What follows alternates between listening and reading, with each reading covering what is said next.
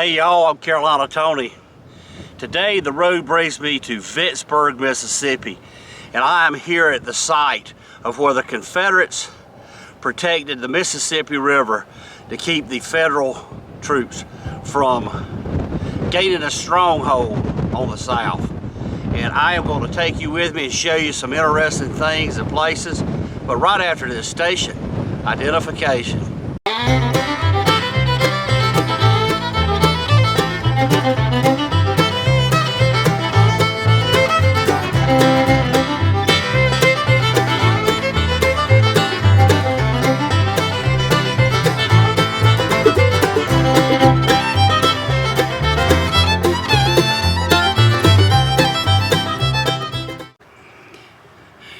This is called Windsor Ruins.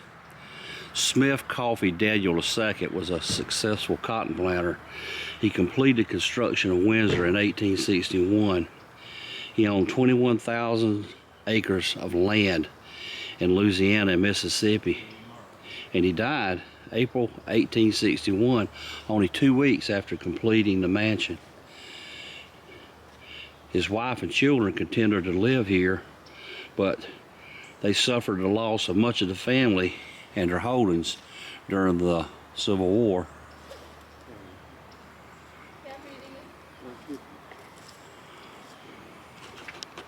They said that the mansion had large tanks in the attic that supplied water to the bathrooms. And from the top, they could see the Mississippi River. The mansion survived the Civil War only to be destroyed by accidental fire on February 17, 1890. All was lost except for the columns and the ironwork. One flight of the metal stairs from Windsor is now installed in Oakland Chapel on the campus of Alcorn State University, which is just down the road.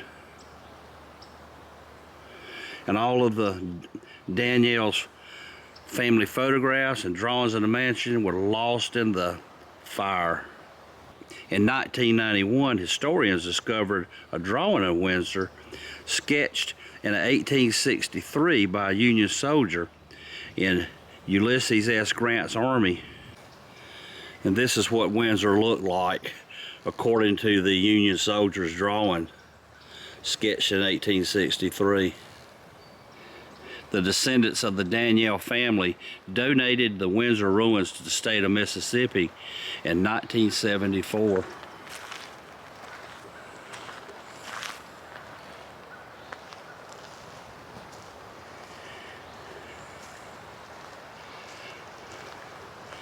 You can tell this thing was huge.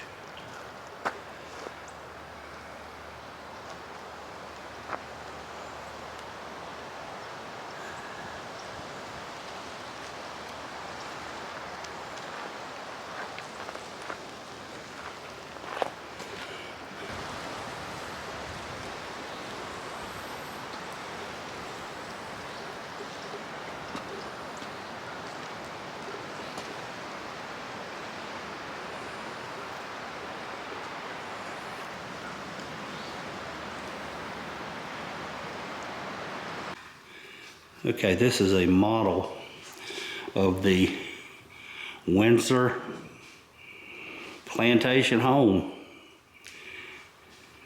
This has been built by a gentleman by the name of Paul Reilly. And you can see from my video earlier what it looks like now, but this is what they thought it would have looked like in its glory.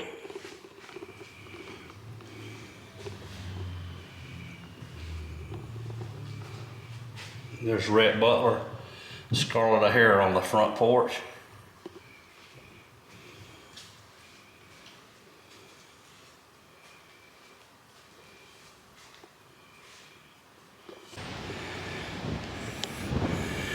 The wind is very strong high up on this hill overlooking the National Cemetery. As you can see in the far distance is the Mississippi River. National cemeteries were created in 1862 to provide a proper and honorable burial for the men that died in service. Established in 1966, the Vicksburg National Cemetery holds remains of 17,000 Union servicemen, more than any other national cemetery, and about 1,000 veterans of other U.S. conflicts. On December 12, 1862, the ironclad boat Cairo was sunk in the Yazoo River while mine clearing. And this vessel was found in 1956, was raised and relocated here. The Cairo is the only remaining ironclad of its type in existence. And for some stupid reason, they've got it gated off so you can't look at it.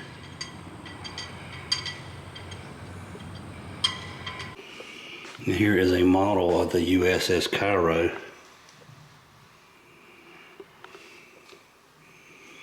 And some other ironclad ships.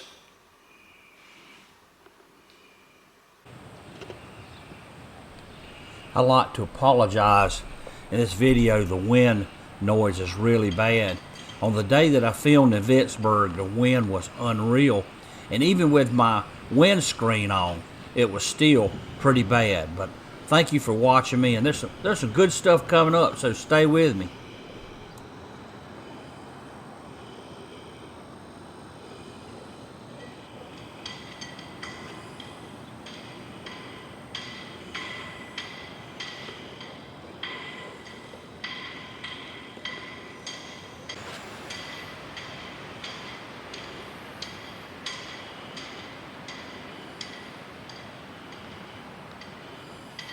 Cannons protected by a berm of earth, pretty well dug in to guard the Mississippi. This is a 24-pounder siege gun, and this position, Fort Hill, from the morning of May the 19th till about June the 12th, when the siege gun was disabled by having the trunnion cracked nearly off. It was then loaded with grape and remained in this position, ready to be fired in case of assault. 2 6-pounder guns served to the end of the fence on July the 4th, 1863. The reported casualties in this battalion, 3. All along this hill overlooking the Mississippi River was lined with cannons or artillery, and these signs and placards show where each section was and where they were from. Confederate Line 3rd Battalion, Mississippi troops. More of the 3rd Battalion. These are state troops. High on the hill.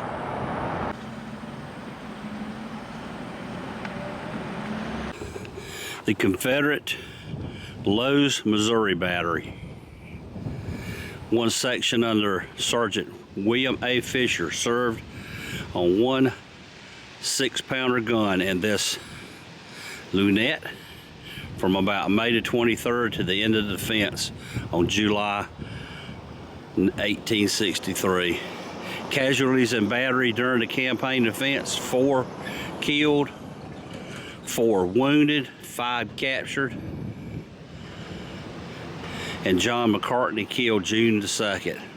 But this casualty not reported. That's strange. This is a massive monument to the Missourians who defended Vicksburg.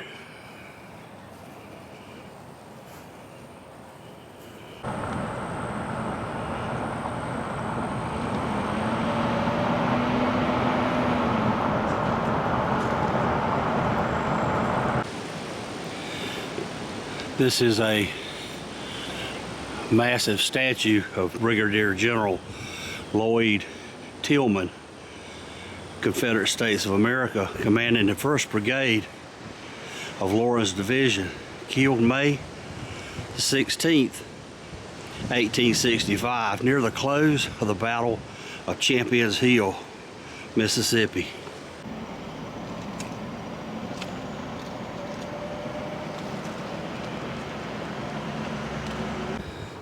This is where the 3rd U.S. Battery, Ohio Light Artillery, was. All along this ridge. Of course, the Confederates were blocking the river to prevent any traffic, to stop any trade going north. But the Federal forces laid siege on Vicksburg. And this particular battery served 2 6-pounder guns, such as this gun and this gun would have been one battery. From May the 25th to June the 6th, when one of the 6-pounder guns was moved to advance the battery on the right of Jackson Road, the other pieces were served in this position to the end of the siege. On July the 4th, 1863, the battery fired 3,521 rounds of ammunition during the siege. That's just this battery. If that gives you any indication of how many shells were lobbed over into Vicksburg. Now I want to remind you, wasn't just military in Vicksburg. Men, women, and children right in the town. This is Vicksburg. I don't know how you're gonna get her down. Here is a photograph that this monument was dedicated in 1906 at a cost over $190,000. That's more than 4.6 million in today's dollars. Just how important was Vicksburg? Just how important was Vicksburg to the war and to those who fought here? As you can see from all the monuments and statues around this battlefield, you kind of get an idea. Hundreds of markers and plaques and memorials tell the story of sacrifice and dedication and celebrate the spirit of reconciliation between two former enemies.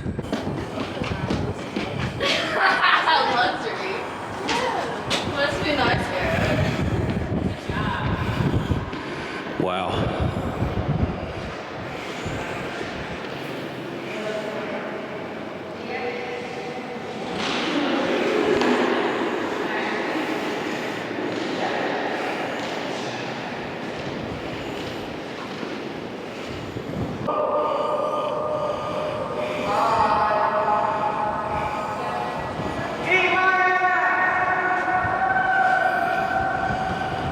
This comes to the end of our tour here in Vicksburg. I hope you have enjoyed it. If you did, be sure to give me a thumbs up. Be sure to share with your family and friends so they can enjoy too. But for now, and as always, y'all have a good day.